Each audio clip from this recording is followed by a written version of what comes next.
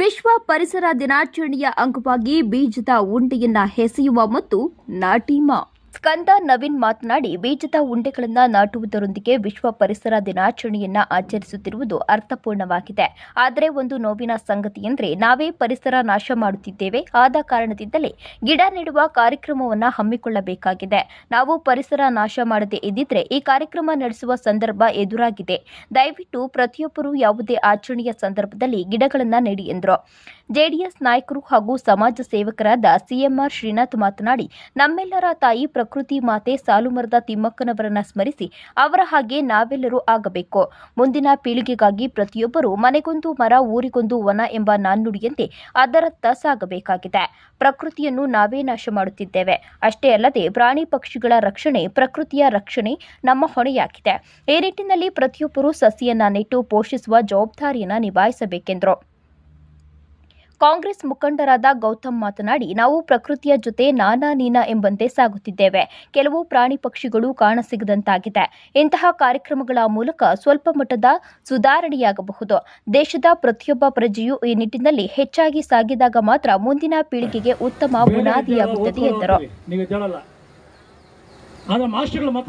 ಕೋಲಾರ ಚಿಕ್ಕಬಳ್ಳಾಪುರದ ಪತ್ರಕರ್ತರ ಸಹಕಾರ ಸಂಘದ ಅಧ್ಯಕ್ಷರಾದ ಕೆಎಸ್ ಗಣೇಶ್ ಮಾತನಾಡಿ, ಕಾರ್ಯಕ್ರಮದ ಭಾಗವಾಗಿರುವ ವಿದ್ಯಾರ್ಥಿಗಳು ಈ ನಿಟ್ಟಿನಲ್ಲಿ ದಿಟ್ಟ ನಿರ್ಧಾರ ಕೈಗೊಳ್ಳಬೇಕು ಮತ್ತು ನಿಮ್ಮ ಸಹಪಾಠಿಗಳನ್ನ ಜಾಗೃತಿಗೊಳಿಸಬೇಕು. ಕೇವಲ ಬೀಜದುಂಡೆಗಳನ್ನ ಎಸೆದರೆ ಸಾಲದು. ಇದು ಅರಣ್ಯವಾಗಬೇಕಾದ್ರೆ ಆರೈಕೆಯಾಗುವುದಿಲ್ಲ. ಕಾರಣ ಕಾಡ್ಗಿಚ್ಚು ಮತ್ತು ಕೆಲವರು ಮೋಜಿಗಾಗಿ ಬೆಂಕಿ ಇಡುವುದು ಸಂಬಂಧಪಟ್ಟ ಇಲಾಖೆಯವರು ಇಂತಹ ಘಟನೆಗಳು ನಡೆಯದೆ ನೋಡಿಕೊಂಡ್ರೆ ನಮ್ಮ ಅಂತರಗಂಗೆಯು ಕಾಡಾಗುತ್ತದೆ. ವಿಷಾದವೆಂದರೆ ಕೆರೆಗಳು ಆಟದ ಮೈದಾನಗಳಾಗುತ್ತಿವೆ, ಬಸ್ ನಿಲ್ದಾಣಗಳಾಗುತ್ತಿವೆ ಮತ್ತು ವಾಣಿಜ್ಯ ಕಟ್ಟಡಗಳು ತಲೆ ಎತ್ತುತ್ತಿದೆ. ನಾವು ಜಾಗೃತರಾಗುತ್ತಿದ್ರೆ ಕಾಯಿಲೆಗಳು ಕಟ್ಟಿಟ್ಟ ಬುತ್ತಿ ಎಂದು ತಿಳಿಸಿದರು. ಈ ಕಾರ್ಯಕ್ರಮದಲ್ಲಿ ವಿಕೆ ರಾಜೇಶ್, ಸಂತೋಷ್, ತ್ಯಾಗರಾಜ್, ಶಿವಣ್ಣ, ರಾಮಾಂಜಿನಪ್ಪ, ಕಾಶಿ, ಶೇಷಾದ್ರಿ, ವೆಂಕಟಪ್ಪ, ನಾರಾಯಣಸ್ವಾಮಿ, ಬಾಬು, ಚೌಡಾರೆಡ್ಡಿ, ನಾರಾಯಣಸ್ವಾಮಿ, ನಾಗೇಶ್, ವೇಣುಗೋಪಾಲ್, ಮಂಜುನಾಥ್ ಹಾಗೂ ಕೆಲವು ಕಾಲೇಜಿನ ಮಕ್ಕಳು ಭಾಗವಹಿಸಿದ್ರು. ಸಾಮಾನ್ಯ ನನ್ನ ಸೋದರ ಮಿತ್ರರಂತ ಸ್ಕಂದ ನವೀನ್ ರವರ ಒಂದು ಅಧ್ಯಕ್ಷತೆಯಲ್ಲಿ ಅದ್ಭುತ. ದಯವಿಟ್ಟು ನನ್ನ ವಿದ್ಯಾರ್ಥಿ ಮಿತ್ರರು ದಯವಿಟ್ಟು ಗಮನಿಸಬೇಕು. ನೀರು ಸರಬರಾಜು ಮಾಡ್ತಾರೆ, ನೀರನ್ನ ಚೆಲ್ಲೋ ಅಂತ ಬೇಡ ದಯವಿಟ್ಟು. ಹಲೋ ನನ್ನ ಗೆಳೆಯ ಹಾಗೆ ಚೆಲ್ಲಬೇಡ, ನೀರನ್ನ ಹಾಗೆಲ್ಲ ಬಿಸಾಡೋದು ಸರಿಯಲ್ಲ. ಯಾಕಂದ್ರೆ ನಾವು ಪ್ರಕೃತಿ ಮಾತೆಯನ್ನು ಆರಾಧಿಸ್ಲಿಕ್ಕೆ ಬಂದಿದ್ದೇವೆ. ಹಾಗೆ ಏನು ಶತಶೃಂಗ ಪರ್ವತ ಅದನ್ನ ನಮಗೆಲ್ಲ ಚಿರಪರಿಸಿದ್ದಾರೆ. ಏನಂದ್ರೆ ಒಂದು ಅಂತರ್ಗಂಗೆ ಬೆಟ್ಟ ಇದೆ, ಶಿವನ ದೇವಸ್ಥಾನ ಇದೆ, ನೀರು ಬಸವನ ಬಾಯಲ್ಲಿ ಬರ್ತಾ ಇದೆ. ಮುಂದುವರೆದು ಈಗ ಹೊಸದಾಗಿ ರಸ್ತೆ ಆಗಿರ್ತಕ್ಕಂಥ ತೇರಳ್ಳಿ ಬೆಟ್ಟ, ಇಷ್ಟು ಮಾತ್ರ ನಮಗೆ ಪರಿಚಯ ಇರ್ತದೆ. ಆದರೆ ಹಲವಾರು ಪ್ರವಾಸಿ ತಾಣಗಳು, ಅತ್ಯುತ್ತಮವಾದ ಸುಂದರವಾದ ತಾಣಗಳು ನಮ್ಮ ಒಂದು ಶತಶೃಂಗ ಪರ್ವತದಲ್ಲಿ ನೆಲೆಸಿದೆ. ಅದು ಪುರಾತನ ಗಂಗರ ದೇವಸ್ಥಾನ ಆಗಿರ್ಬೋದು, ದರ್ಗಾ ಆಗಿರ್ಬೋದು, ಮುಂದುವರೆದು ಔಷಧೀಯ ಸಸ್ಯಗಳನ್ನು ಒಳಗೊಂಡಂತ ಒಂದು ಅದ್ಭುತವಾದಂತಹ ಒಂದು ಪರಿಕಲ್ಪನೆ ಮತ್ತೆ ಒಂದು ಸುಂದರ ಒಂದು ವಾತಾವರಣ ಇಲ್ಲಿ ನಿರ್ಮಾಣ ಆಗಿರ್ತಕ್ಕಂಥದ್ದು. ಅದು ಜಾಗದಲ್ಲಿ, ಅದರ ಮಡಿಲಲ್ಲಿ ನಾವು ನೆಲೆಸಿ ಅದರ ತಾಯಿಯ ಒಂದು ಪ್ರಕೃತಿ ಮಾತೆಯ ಮಡಿಲಲ್ಲಿ ನಾವು ಇವತ್ತು ದಿವಸ ಏನು ನಾವು ಜೀವನ ಸಾಗಿಸಲು ಬದುಕು ಕಟ್ಕೊಂಡಿದ್ದೀವಿ. ನಾವು ಕೋಲಾರದ ತಾಲೂಕಿನ, ನಗರದ ಮತ್ತೆ ಕೋಲಾರದ ಜಿಲ್ಲೆಯ ಜನತೆಯ ನಾವು ಹೆಮ್ಮೆ ಪಡಬೇಕು. ನಾವು ಧನ್ಯರು ಅಂತ ಅಂದ್ಬಿಟ್ಟು ಹೇಳಲಿಕ್ಕೆ ಬಯಸ್ತೇನೆ ಈ ಸಂದರ್ಭದಲ್ಲಿ ಬಂದರೆ. ಹಾಗೆ ಏನು ಈ ಸಂದರ್ಭದಲ್ಲಿ ಆ ಒಂದು ಪ್ರಕೃತಿನ ಈಗಾಗಲೇ ಹಲವಾರು ಒಂದು ಒಡೆತಕ್ಕೆ ಸಿಲುಕಿ ಪ್ರಕೃತಿ ನಾಶ ಆಗ್ತಾ ಇದೆ, ಮರಗಳು ನಾಶ ಆಗ್ತವೆ, ಜೊತೆಗೆ ಪಕ್ಷಿಗಳು, ಜೀವಜಂತುಗಳು, ಪ್ರಾಣಿ ಸಂಕುಲಕ್ಕೆ ತೊಂದರೆ ಆಗ್ತಾ ಇದೆ. ಆ ಸಂದರ್ಭದಲ್ಲಿ ನಾವೆಲ್ಲರೂ ಕೂಡ ಎಚ್ಚೆತ್ತುಕೊಂಡು, ಏನು ನಮ್ಮ ಯುವಜನತೆ ಇದ್ದೀರಿ, ನಾವೆಲ್ಲರೂ ಕೂಡ ಇದು ನಮ್ಮ ಕರ್ತವ್ಯ, ನಮ್ಮ ಜವಾಬ್ದಾರಿಗಳು ಅಂತ ಹೇಳಿ ಅರ್ಥಕೊಂಡು ಸಮಾಜ ಸೇವೆ ರೀತಿಯಲ್ಲಿ ಇದನ್ನ ಪ್ರಕೃತಿ ಸೇವೆ ಮಾಡುವಂತ ನಿಟ್ಟಿನಲ್ಲಿ ನಾವೆಲ್ಲರೂ ಕೂಡ ಎಚ್ಚೆತ್ತುಕೊಂಡು ಇವತ್ತು ಭಾಗವಹಿಸಿದ್ದೀರಿ. ಈಗಾಗಲೇ ಹಲವಾರು 4-5 ವರ್ಷಗಳಿಂದ ಇಂಥ ಕಾರ್ಯಕ್ರಮಗಳು ಬಹಳ ಆಗಬೇಕಾಗಿದೆ. ಯಾಕಂದ್ರೆ ಇವತ್ತಿನ ಪರಿಸ್ಥಿತಿಯಲ್ಲಿ ನಮ್ಮ ಏನು ಜನರಿದ್ದಾರೆ ಪ್ರಕೃತಿ ಜೊತೆ ನಾನಾ ನೀನಾ ಅನ್ನೋ ಪೈಪೋಟಿಗೆ ಇಳಿದಿದ್ದಾರೆ. ಜನಸಂಖ್ಯೆ ಜಾಸ್ತಿ ಆಗ್ತಾ ಇದೆ, ಪರಿಸರ ಕಡಿಮೆ ಆಗ್ತಾ ಇದೆ.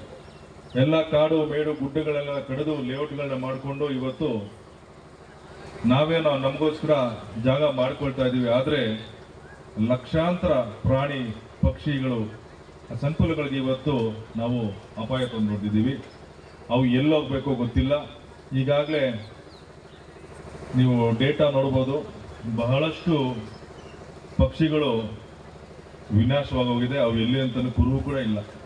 ನಮ್ಮ ಬೆಂಗಳೂರಲ್ಲಂತೂ ಗುಬ್ಬಚ್ಚಿಗಳು ಕಾಣಲ್ಲ, ಇವತ್ತು ಕಾಗೆಗಳು ಕಾಣ್ತಾ ಇಲ್ಲ ಅಂತ ಪರಿಸ್ಥಿತಿ ಬರ್ತಾ ಇದೆ. ಆದರೆ ಇದನ್ನ ನಿಲ್ಸಕ್ಕಾಗಲ್ಲ. ಅಭಿವೃದ್ಧಿ ಅನ್ನೋದು ನಿರಂತರ ನಡೀತಾನೆ ಇರ್ತದೆ. ಆದರೆ ಅಭಿವೃದ್ಧಿ ಜೊತೆಗೆ ನಮ್ಮ ಆರೋಗ್ಯನೂ ನಾವು ಕಾಪಾಡ್ಕೋಬೇಕು. ನಮ್ಮ ಆರೋಗ್ಯ ಸರಿಯಾಗಿರ್ಬೇಕಂದ್ರೆ ಪರಿಸರ ಸರಿಯಾಗಿರ್ಬೇಕು.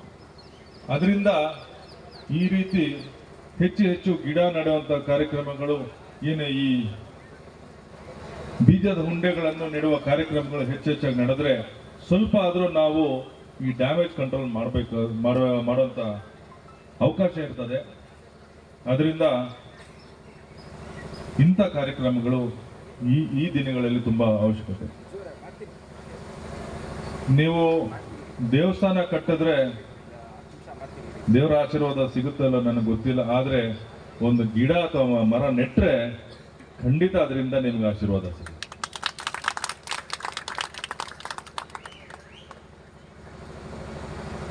ವಿಶೇಷವಾಗಿ ಶಾಲಾ ವಿದ್ಯಾರ್ಥಿಗಳನ್ನ, ಕಾಲೇಜ್ ವಿದ್ಯಾರ್ಥಿ ಯಾಕೆ ಕರೀತಾರೆ ಇಂಥ ಕಾರ್ಯಕ್ರಮಗಳಾದ್ರೆ, ಈ ಮುಂದೆ ನೀವು ನಿಮ್ಮ ಏನು ಹಿರಿಯರು ಆಗದೆ ಇರಲಿ, ಇದರ ಬಗ್ಗೆ ನಿಮ್ಗೆ ಅರಿವಿರಲಿ, ನೀವು ಕೂಡ ಈ ತರ ಹೆಚ್ಚು ಹೆಚ್ಚು ಕಾರ್ಯಕ್ರಮಗಳಲ್ಲಿ ಭಾಗಿಯಾಗಬೇಕು. ನೀವೇ ವಾಲಂಟಿಯರ್ ಆಗಿ ನಿಮ್ಮ ಮನೆಗಳ ಮುಂದೆ ಅಥವಾ ಖಾಲಿ ಏನು ಜಮೀನುಗಳಿದೆ ಅಲ್ಲಿ ಗಿಡ ನೆಟ್ರೆ ನಿಮ್ಮ ಸುತ್ತಮುತ್ತಲ ಪರಿಸರ ನೀವು ಸರಿ ಮಾಡಿಕೊಂಡ್ರೆ, ಈ ತರ ಪ್ರತಿಯೊಬ್ಬ ವಿದ್ಯಾರ್ಥಿ ಯೋಚನೆ ಮಾಡಿದ್ರೆ ನಮಗೆ ಮುಂದೆ ಈ ಆರೋಗ್ಯವಾದ ಸಮಸ್ಯೆಗಳು ಇರಲ್ಲ. ಉತ್ತಮವಾದ ಭವಿಷ್ಯಕ್ಕೆ ನಿರ್ಮಾಣ ಮಾಡೋದಕ್ಕೆ ನಿಮ್ಮ ಅವಶ್ಯಕತೆ ಜಾಸ್ತಿ ಇದೆ ಅಂತ ಹೇಳಿ ಇಂಥ ಕಾರ್ಯಕ್ರಮಗಳ ವಿದ್ಯಾರ್ಥಿಗಳನ್ನ ಕರೆಯಲಾಗುತ್ತದೆ. ನೀವೆಲ್ಲ ಇಲ್ಲಿ ಕಲ್ತ್ಕೊಂಡು ಹೋಗ್ಬೇಕಾಗಿರೋದು ಏನಂದ್ರೆ, ನಿಮ್ಮ ಸುತ್ತಮುತ್ತಲ ಪರಿಸರವನ್ನು ಇದೇ ರೀತಿ ಒಂದು ಪಾರ್ಕ್ ಆಗಲಿ, ಉದ್ಯಾನ ಆಗಲಿ, ನಿಮ್ಮ ಪರಿಸರದಲ್ಲಿ ಏನಿರುತ್ತೆ ಅಲ್ಲಿ ಗಿಡ ನೆಟ್ಟು ನೀವು ಜಾಗೃತಿ ಮೂಡಿಸಬೇಕು, ಸಮಾಜಕ್ಕೆ ಒಂದು ಸಂದೇಶ ಕಳಿಸ್ಬೇಕಂತ ಈ ಮೂಲಕ ಕೋರ್ಕೊಂಡು ಈ ಒಳ್ಳೆ ಕಾರ್ಯಕ್ರಮವನ್ನು ಆಯೋಜಿಸಿದ ಎಲ್ಲ ಗಣ್ಯರಿಗೂ ವಂದಿಸುತ್ತಾ ನನ್ನ ಸ್ಪೋರ್ಟ್ಸ್ ಮ್ಯಾನ್ ಅವರೀಗ ಬದುಕಿಲ್ಲ. ಅವರು ಈ ಕಾನ್ಸೆಪ್ಟ್ ಅನ್ನ ಕೋಲಾರಕ್ಕೆ ಮೊದಲಿಗೆ ಪರಿಚಯಿಸಿದ್ರು. ಕೋಲಾರದಲ್ಲಿ ಜಿಲ್ಲಾ ಪಂಚಾಯತ್ ಅಧ್ಯಕ್ಷ ಸಿಇಒ ಆಗಿದ್ದಂಥ ಮೇಡಮ್ ಹೆಲಿಕಾಪ್ಟರ್ ತರಿಸಿ ನಿಮ್ಮಂಥ ಮಕ್ಕಳಿಂದ ಬೀಜದ ಉಂಡೆಗಳನ್ನ ಮಾಡಿಸಿ ಕೋಲಾರದ ಸ್ಟೇಡಿಯಮಲ್ಲಿ ಹೆಲಿಕಾಪ್ಟರ್ನ ಲ್ಯಾಂಡ್ ಮಾಡಿಸಿ ಬೀಜದ ಉಂಡೆಗಳನ್ನು ಮೂಟೆಯಲ್ಲಿ ತೊಗೊಂಡೋಗೋದು ಹೆಲಿಕಾಪ್ಟರಲ್ಲಿ ಬೆಟ್ಟದಲ್ಲಿ ಸುತ್ತಲೂ ಹಾಕುವಂಥದ್ದು. ಆನಂತರ ಡ್ರೋನಲ್ಲಿ ಕೂಡ ಈ ಕೆಲಸ ಆಯಿತು. ಆಮೇಲೆ ಪ್ರತಿ ವರ್ಷ ಈ ಕೆಲಸ ನಡೀತಾ ಇದೆ. ಆದರೆ ನಾವು ಗಮನಿಸಬೇಕಾಗಿರೋದು ಏನಪ್ಪ ಅಂದರೆ, ಕೋಲಾರದ ಬೆಟ್ಟಗಳು ನಾವು ನಿರೀಕ್ಷೆ ಮಾಡಿದಷ್ಟು ಹಸಿರಾಗಿದೆಯಾ ಅಂತ ನೋಡಿದ್ರೆ ಖಂಡಿತವಾಗ್ಲೂ ಇಲ್ಲ. ಪ್ರತಿ ವರ್ಷ ನಾವು ಸಾವಿರಾರು ನೂರಾರು ಬೀಜದ ಉಂಡೆಗಳನ್ನು ಎಸಿತಾನೆ ಇದ್ದೀವಿ ಬೆಟ್ಟಕ್ಕೆ.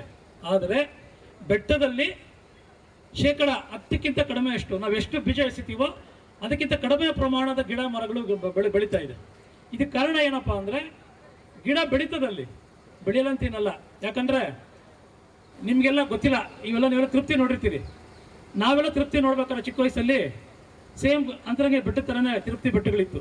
ಬರೀ ಕಲ್ಲು ಬಂಡೆಗಳೇ ಇದ್ದಿದ್ದು, ಅಲ್ಲಿ ಮರಗಳೇ ಇರಲಿಲ್ಲ. ಇವತ್ತು ನಾವು